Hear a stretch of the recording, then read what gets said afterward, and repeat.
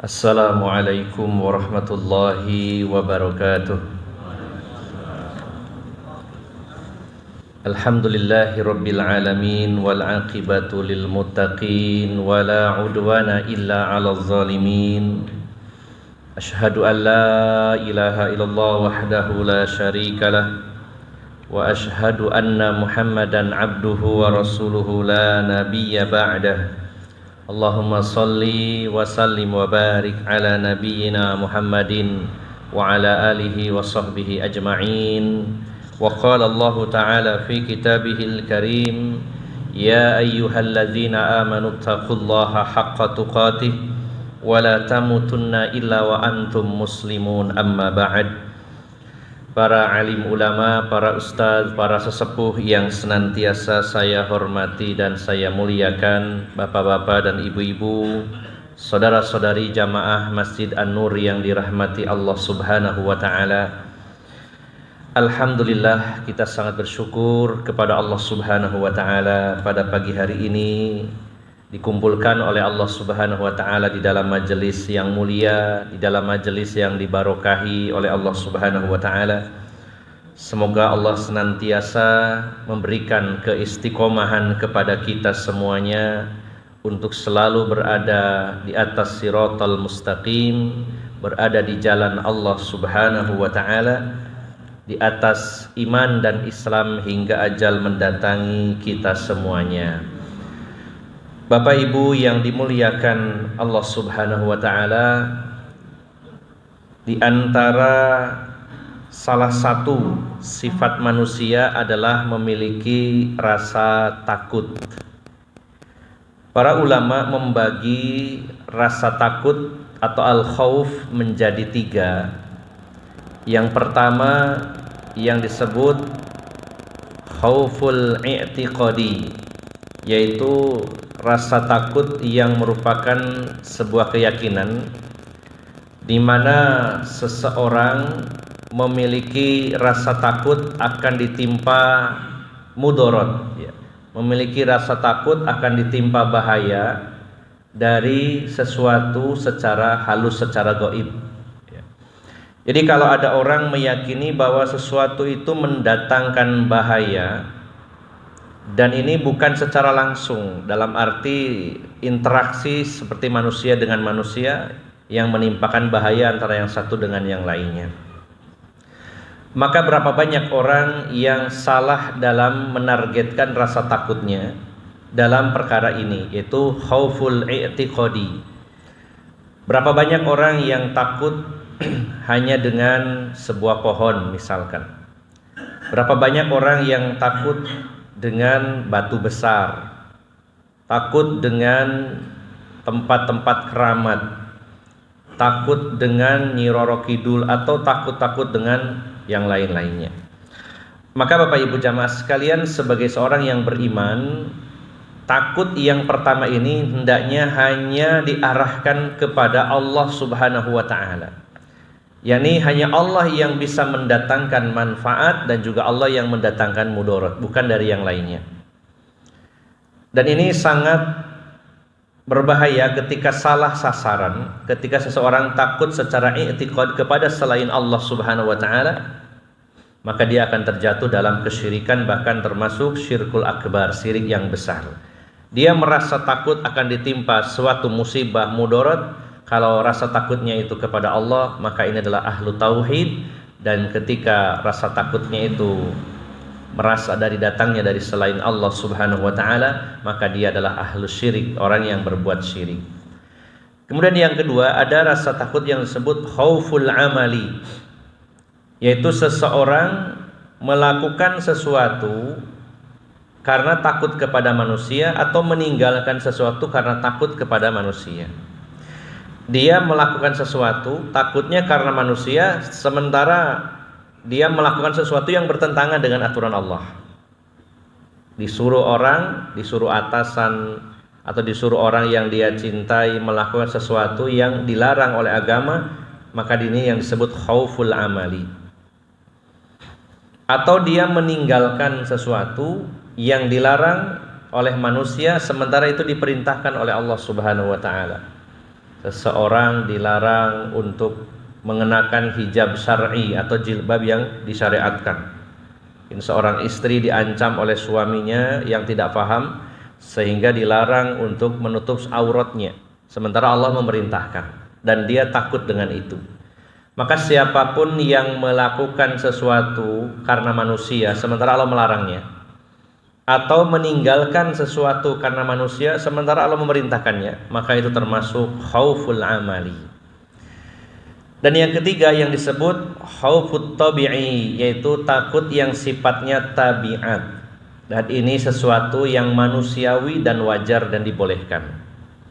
Seperti orang takut dengan binatang buas, orang takut dengan binatang berbisa, takut dengan perampok, ya, dan takut-takut yang lainnya secara tabiat. Maka ini sesuatu yang dibolehkan. Nah, Bapak Ibu jamaah sekalian yang dimuliakan Allah Subhanahu wa taala, walaupun rasa takut yang dimiliki oleh manusia sebagian adalah takut yang dibolehkan, takut yang dibenarkan. Namun seseorang yang dalam hidupnya penuh rasa takut, tentu hidupnya tidak nyaman dan tidak tentram. Dan sebaliknya orang yang sedikit rasa takutnya, maka dia adalah orang yang hidupnya bahagia. Orang-orang yang beriman, orang-orang yang ahlu tauhid, dia sangat takut dengan takut yang sangat besar kepada Allah Subhanahu wa taala saja, dan itu akan membawa kedamaian dalam kehidupannya di dunia maupun di akhirat. Bagaimana Allah menjelaskan tentang sifat-sifat para wali-wali Allah.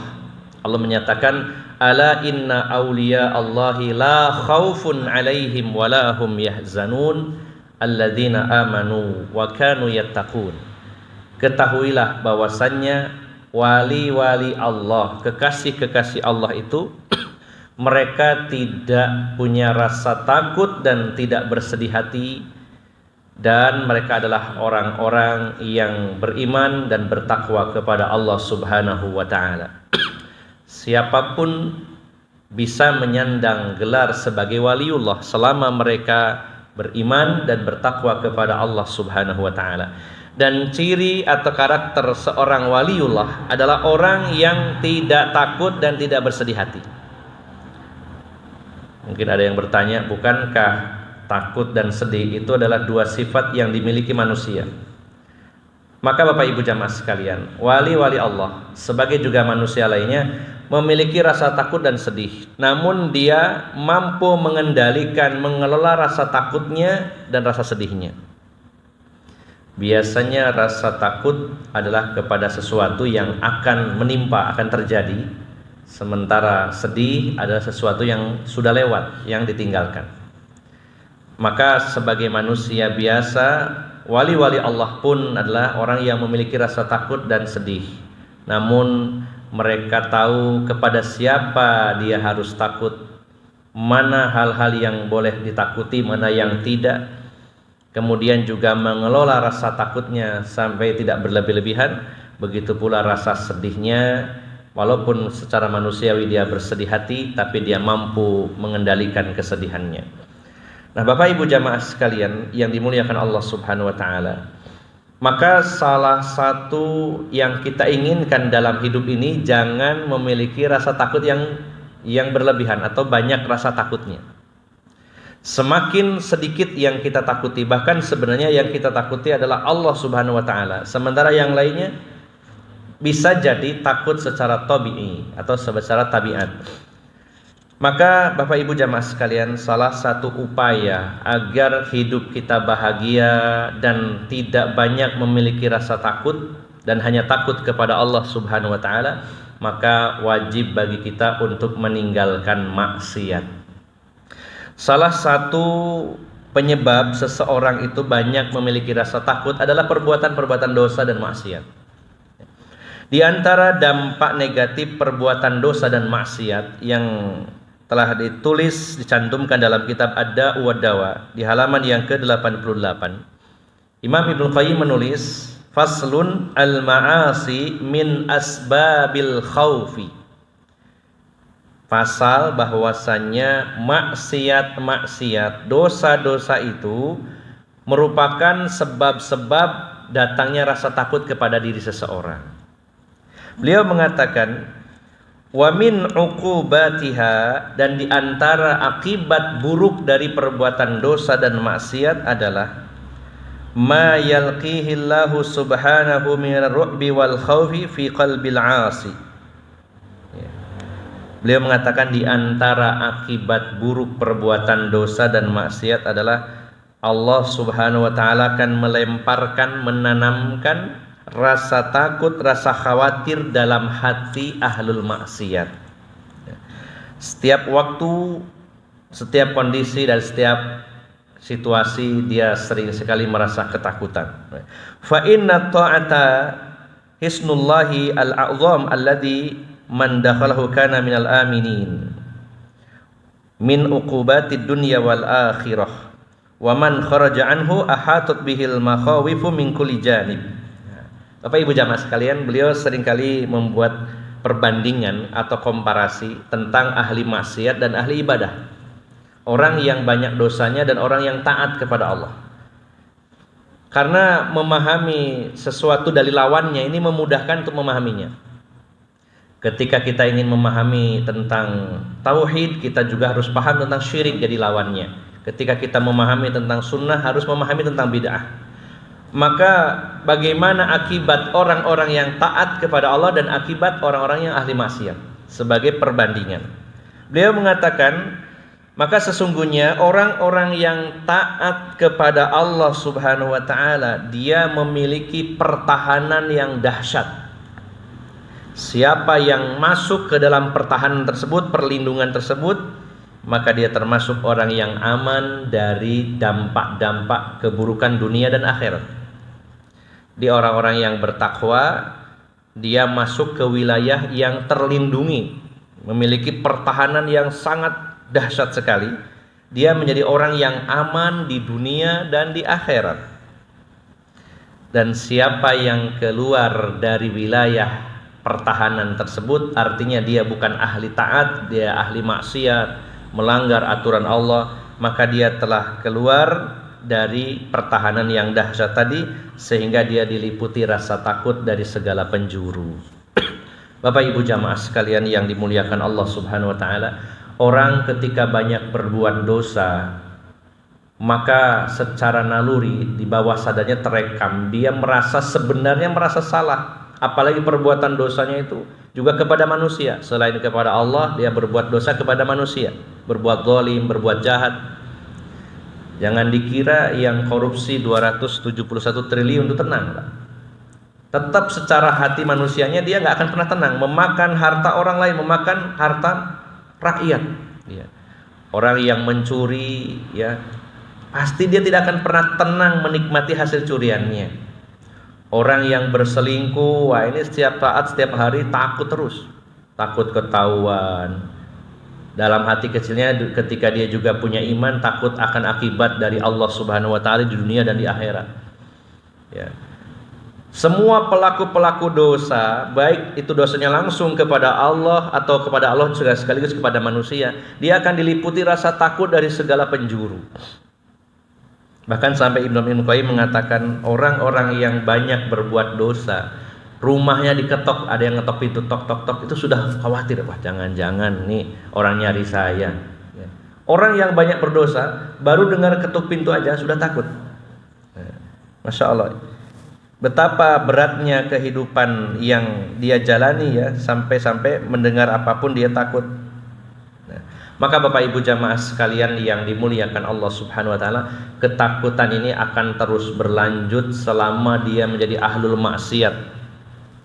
Bagaimana tidak? Ahli taat, orang yang taat kepada Allah Subhanahu wa taala, rasa ketawakalnya tinggi, dia percaya diri, dia sudah berbuat baik, Seluruh perintah Allah dia jalankan, semua larangan Allah dia tinggalkan, dia mendekat kepada Allah Subhanahu wa taala, dia punya harapan surga, dia sangat takut dengan neraka, hidupnya tenang.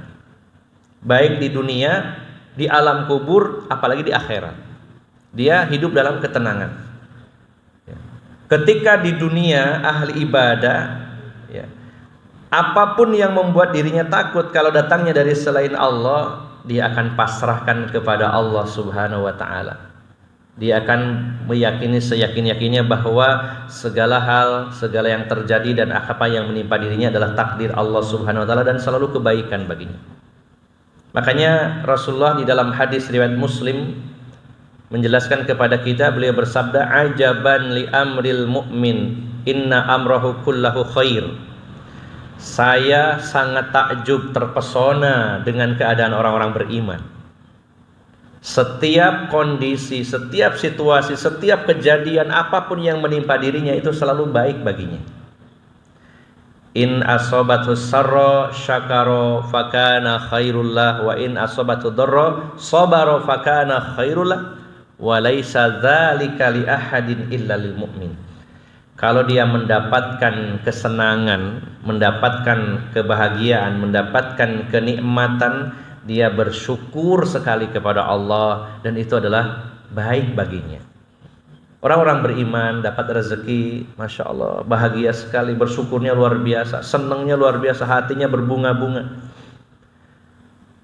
Dapat kebaikan-kebaikan yang lainnya, dia bahagia, bersyukur kepada Allah, tidak lupa bahwa itu semua adalah karunia dari Allah. Dan ketika mendapat musibah, misalkan susahnya rezeki, seretnya rezeki, maka dia bersabar. Dan dengan sabar itu dia punya harapan, saya kalau sabar pahalanya tak terbatas, akan saya jalani, akan saya hadapi. Mendapat musibah apapun dia sabar, menahan dirinya, menahan hatinya, dan itu baik juga baginya. Dan itu tidak akan dijumpai kecuali pada diri orang-orang beriman. Orang yang taat kepada Allah Subhanahu wa taala diliputi keamanan. Bahkan kadang orang lain memandangnya orang ini berat, susah, tapi dia menjalaninya tidak. Berapa banyak orang memandang orang ini kok susah sekali secara zahirnya, tapi orang yang menjalaninya begitu enak, nyaman, tidak merasa berat. Bukankah dulu Rasulullah SAW dalam peristiwa perang Hamra'ul Asad, perang Uhud pada hari Sabtu waktu duha, selesai waktu asar, kemudian subuh hari Ahadnya, Allah perintahkan Rasulullah dan para sahabat yang ikut bertempur di perang Uhud hari Sabtu, hari Ahadnya harus berangkat mengejar pasukan musyrikin dan tidak boleh bergabung kecuali yang kemarin ikut bergabung. Padahal selesai perang Uhud waktu asar, ketika sholat maghrib, isya dan subuh, Masjid Nabawi sepi sekali karena banyak para sahabat yang terluka, termasuk Rasulullah juga luka parah. Sepi masjid waktu itu, hanya anak-anak kecil dan orang-orang yang sudah sepuh. Tapi begitu selesai sholat subuh, Rasulullah mengumumkan kepada kaum muslimin, semua personil yang kemarin ikut perang Uhud dan dalam keadaan luka parah harus berangkat mengejar orang-orang musyrikin yang sedang pulang ke Mekah. Sehingga akhirnya berangkatlah para sahabat Nabi dan sampai di suatu tempat yang bernama Hamra'ul Asad. Sesampainya di Hamra'ul Asad, beliau transit berhenti dan Abu Sufyan mendapat laporan bahwa pasukan Rasulullah mengejar mereka. Maka Allah tanamkan rasa takut dalam hati Abu Sufyan, pemimpin pasukan dari kaum musyrikin yang waktu perang Uhud berjumlah 3.000 orang. Namun Abu Sufyan melakukan manuver, yaitu melakukan psi war, perang psikologis, yaitu kafilah dagang yang menuju Madinah diberi bekal oleh Abu Sufyan, kemudian dimintai bantuan untuk menyampaikan ancaman kepada Rasulullah dan para sahabat. Disampaikan oleh kafilah dagang ini kepada Rasulullah dan para sahabat ketika mereka melewati perkemahan kaum muslimin di Hamra'ul Asad. Dikatakan, wahai Muhammad, sesungguhnya Abu Sufyan sedang menyiapkan pasukan yang sangat besar sekali dengan persenjataan yang lengkap dan akan menghabisi kalian sampai ke akar-akarnya. Bukankah kalian kemarin sudah dikalahkan di perang Uhud dan ini akan dihabisi sampai ke akar-akarnya? Yang dikatakan Rasulullah dan para sahabat adalah hasbunallah wa ni'mal wakil. Cukuplah Allah penolong kami. Kalau cukup Allah saja, kami gak butuh yang lain. Kalau sudah ditolong oleh Allah kami gak butuh yang lain. Dan Allah Subhanahu wa taala menambahkan keimanan, ketentraman, kedamaian dalam hati Rasulullah dan para sahabat. Dan akhirnya tidak seorang pun dari pasukan musyrikin yang datang ke perkemahan Rasulullah dan para sahabat, sehingga 3 hari 3 malam berkemah di Hamraul Asad. Akhirnya Rasulullah dan para sahabat pulang dengan rasa bahagia. Bisa kita bayangkan kondisi terluka, jumlahnya sedikit, harus mengejar, diancam lagi, tapi tenang, tidak ada rasa takut sedikit pun. Nah, Bapak Ibu jamaah sekalian, orang-orang beriman selama hidup di dunianya, dia hanya takut kepada Allah Subhanahu wa taala. Rasa kepasrahannya sangat besar dalam hal apapun. Belum lagi ketika meninggal dunia di situasi yang sangat kritis, kejadian yang paling dahsyat yang dialami manusia adalah kematian. Bisa dibayangkan, baik secara sisi medis maupun secara agama, kondisi paling kritis, paling dahsyat seorang manusia adalah saat meninggal dunia. Di situ kesempatan terakhir syaitan menggoda manusia. Dibayang-bayangi rasa ketakutan akan masa depan setelah kematian. Dihinggapi rasa sedih yang mendalam akan berpisah dengan keluarganya, dengan hartanya, dengan lingkungannya. Itu pasti Pak terpikir orang yang akan meninggal dunia. Dia menghadapi masa depan begitu menakutkan, menghadapi atau meninggalkan masa lalu begitu menyedihkan. Tapi apa yang terjadi? Allah Subhanahu wa taala menyatakan di dalam surat Fussilat ayat 30, surat 41 ayat 30, 31, 32. Allah menyatakan, innalladzina qalu rabbunallahu tsumma istaqamu tatanazzalu alaihimul malaikatu alla takhafu wa la tahzanu. Sesungguhnya orang-orang yang mengatakan Tuhan kami adalah Allah, artinya mereka orang yang beriman. Orang-orang yang mengatakan Tuhan kami adalah Allah, kemudian mereka istiqomah di atas iman. Mereka menjadi orang-orang yang taat kepada Allah, menjalankan perintahnya, menjauhi larangannya sepanjang hidupnya. Maka di saat kematiannya turunlah malaikat-malaikat yang secara khusus diutus oleh Allah Subhanahu wa taala.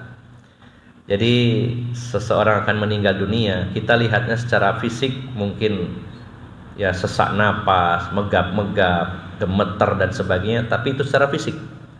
Secara medis dijelaskan secara medis bahwa orang akan meninggal dunia, produksi dahaknya akan berlipat-lipat sehingga ngorok. Dari sisi Islam itu adalah ruh yang sampai di tenggorokan. Kita melihatnya mungkin berat, tapi orang-orang yang beriman dan istiqomah di jalan Allah Subhanahu wa taala, selain didatangi oleh malaikat-malaikat yang membawa kain kafan dari surga, selain ada malakul maut, Allah juga kirimkan malaikat-malaikat yang menghibur orang tersebut. Yang menghiburnya gak tanggung-tanggung Bapak Ibu jamaah sekalian, para malaikat Allah Subhanahu wa taala yang terpercaya. Mereka turun, tatanazzalu, turunnya banyak, turun berbondong-bondong datang menghampiri, mengelilingi orang yang akan meninggal dunia dan mengatakan alla takhafu wa la tahzanu. Kamu tidak usah takut, kamu tidak usah sedih. Wa absyiru bil jannati allati kuntum tu'adun, dan bergembiralah kamu dengan surga yang telah dikabarkan kepada kamu. Nahnu awliyaukum fil hayati dunya wa fil akhirah. Kami ini akan menemani kamu dengan setia di dunia maupun di akhirat. Di dunia, di alam kubur, di akhirat nanti kami akan menemani kalian, membuat kalian lebih tenang. Dan kami sengaja diutus oleh Allah Subhanahu wa taala untuk menjadi pendamping kamu dari kalangan malaikat. Maka Bapak Ibu jamaah sekalian yang dimuliakan Allah, menjadi orang yang taat, menjadi orang yang ahli ibadah, orang yang dekat dengan Allah, maka akan semakin sedikit rasa takutnya di dunia maupun saat meninggal dunia dan di kampung akhirat. Tetapi ahlu maksiat yang bergelimang dalam dosa, di dunia penuh rasa takut, saat meninggal dunia lebih takut lagi. Apalagi berada di alam kubur sendirian, dan di kampung akhirat dia sangat takut dengan rasa takut yang sebesar-besarnya akibat perbuatan dosa dan maksiat. Maka dari itu Bapak Ibu jamaah sekalian, tidak lama lagi jatah waktu yang Allah berikan kepada kita semuanya. Kita butuh bekal agar membuat kita tenang saat meninggal dunia, saat di alam kubur dan di kampung akhirat. maka mari kita betul-betul serius untuk lebih dekat kepada Allah Subhanahu wa taala, dan kita betul-betul perhatikan diri kita jangan sampai terjatuh dalam perbuatan-perbuatan dosa, apalagi dosa-dosa yang besar.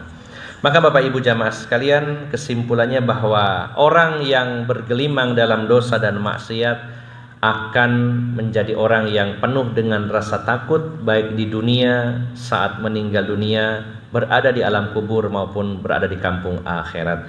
Semoga Allah Subhanahu wa taala senantiasa menjaga kita semuanya dari segala dosa dan maksiat, dan kita memohon kepada Allah semoga dijadikan oleh Allah sebagai orang-orang yang istiqomah di atas iman, di atas Islam, dan di atas ketaatan kepada Allah Subhanahu wa taala. Demikian Bapak Ibu jamaah sekalian, semoga bermanfaat dan mohon maaf atas segala kekurangan. Aqulu qawli hadza wa astaghfirullah li wa lakum. Wa akhiru da'wana anilhamdulillahi rabbil alamin. Subhanakallahumma wa bihamdika asyhadu an la ilaha illa anta astaghfiruka wa atubu ilaik. Wassalamualaikum warahmatullahi wabarakatuh.